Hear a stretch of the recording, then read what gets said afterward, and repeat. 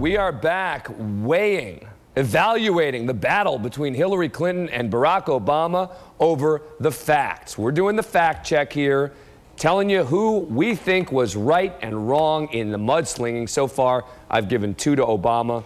1, I give a split decision with a slight edge towards Hillary. Next up, round 4. This is a big one.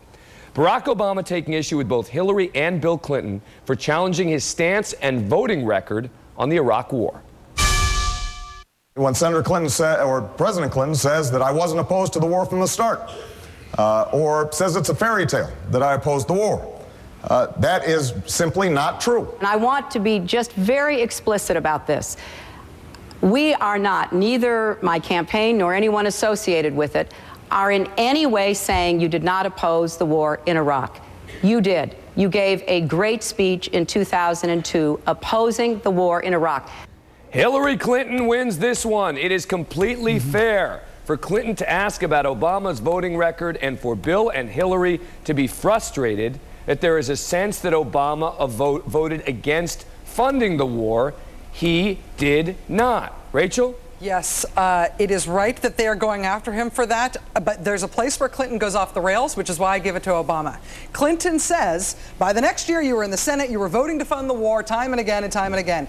What is Hillary Clinton thinking, indicting another candidate for funding the war? Pot meet kettle, kettle meet pot. That's not an issue she ought to be raising. But what she's saying to me, Lawrence, is don't celebrate. Let me actually bring in Pat. Pat, what she's saying to me is don't celebrate Obama that much. She's saying, look, I give you credit for your 2002 vote, but when your 2002 speech, but when it came to the actual voting, you didn't vote any differently than George Bush. And you know what? I'm not saying that Ted Kennedy did either, but it's a fair point for her to bring up. It's perfectly fair, and it's perfectly accurate.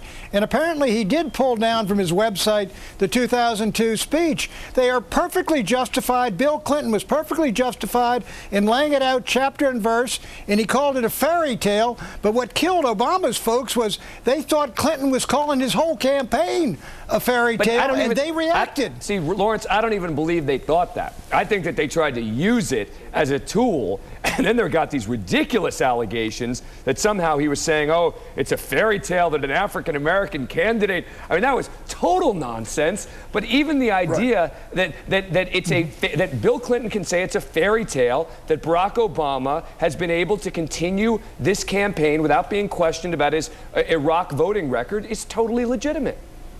Well, but that isn't what Bill Clinton said. He suggested that Obama's entire position on the war over time is a fairy tale. And the real problem for the Clinton campaign here is the insertion of Bill Clinton. And when you put Bill Clinton in a credibility contest, the odds are he's not going to win. I mean, remember what Bob Kerrey said about Bill Clinton. Bob Kerrey, who has endorsed Hillary Clinton, this is a friend of the Clintons. He said Bill Clinton is an unusually good liar, unusually good. Here's where Lawrence is dead wrong. Here's where Lawrence is wrong. Bill Clinton has engaged the opposition candidate. He is a surrogate. He's got him, dragged him into this fight. He's beat him up.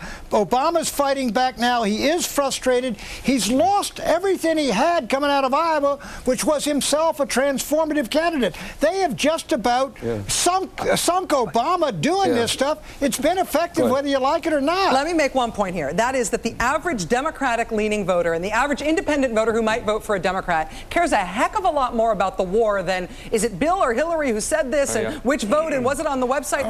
The big picture here, what people are getting is Obama was right when Clinton was wrong about the war, and they've both sucked since they've been in the Senate. The big picture is Obama is losing. Yeah, but the Obama is losing, for heaven's sakes. The point is, in my view, is that Hillary Clinton and Bill Clinton's comments are being distorted and misstated. On this one, I absolutely give it into the Hillary round. I give it to him, Next up, in the final round, our 5-round battle. The insults fired off last night. Obama got it started. Clinton was armed and ready to respond. While I was working on those streets, watching those folks see their jobs shipped overseas, you were a corporate lawyer sitting on the board of Walmart. I was fighting these fights. So, but I want to be clear. I was fighting against those ideas when you were practicing law and representing your contributor, Resco, in his slum landlord business in inner city Chicago. the big winner on this one, Rachel, is John Edwards and the Republican Party. That's exactly what I was going to say. Right? Edwards spent the last 4 years walking picket lines, siding with people who cash paychecks instead of who sign them. It makes them both look like jerks. I mean, no one, Lawrence, do either of them gain anything from that? Come on. Listen, Obama slapped her in the face after the bell had been sounded, and she turned around and kicked him in the groin. She won that one hands down, fella. Lawrence, final She's thought. got him in with a slumlord. Well, oh, come on. Dan, I have to defer to my mother on this one. She is the most ardent Hillary supporter I know in the country, and she hated this exchange. She said, maybe Hillary came out on top, but I really don't like the way she did it. Edwards won that. Yeah, look, that was a loss for both of them. All right, so on today's, just on just based on what happened in one day, we got, I put down 2 firmly in the Obama camp, 1 firmly in the Clinton camp, 1 kind of a split with a lean towards Clinton. So in this battle, Obama wins. Last night when I did it, Bill Clinton beat Obama. We are going to continue to stay on their trail, making sure that they stay accurate on the facts. Lawrence O'Donnell, Rachel Maddow, and Pat Buchanan, thanks a lot.